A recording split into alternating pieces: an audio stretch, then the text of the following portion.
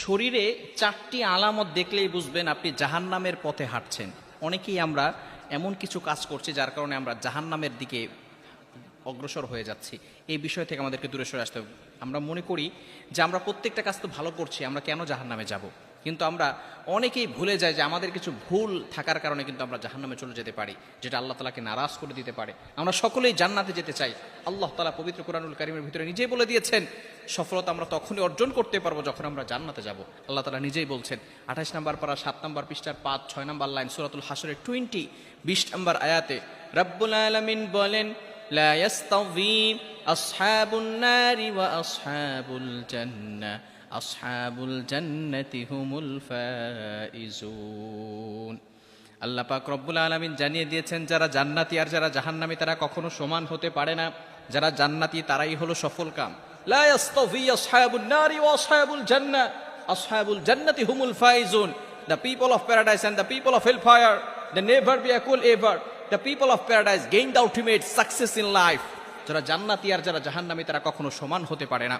অবশ্যই যখন আমরা সফলতা অর্জন করতে পারবো, যদি আমরা জান্নাতে যেতে পারি। আসুন, কোন কোন আলামত থাকলে শরীরের ভিতরে যে বুঝবো আমি জাহান্নামের পথে হাঁটছি। নাম্বার 1, 1 নম্বর হচ্ছে চেহারার লাবণ্যতা কমে যাওয়া। অনেকের ভিতরে এমন রয়েছে চেহারা সুন্দর, কিন্তু আস্তে আস্তে চেহারার ভিতরে একটা ফ্যাকাশে ভাব চলে আসে।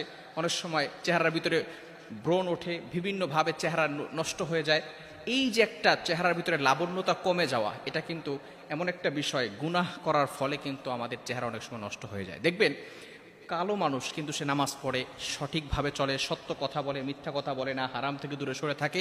তার ভিতরে আল্লাহ তাআলা এমন একটা নূর ঢুকিয়ে দেন যে তার দিকে তাকালে অনেক ভালো লাগে, তার হাসিটা দেখলে খুব ভালো লাগে। কিন্তু আবার দেখবেন কিছু সুন্দর মানুষ আছে, সবসময় মিথ্যাচার করে বেড়ায়, খারাপ কথা বলে, বাজে বিহেভ করে, নামাজ পড়ে না, সঠিক পথে চলে না।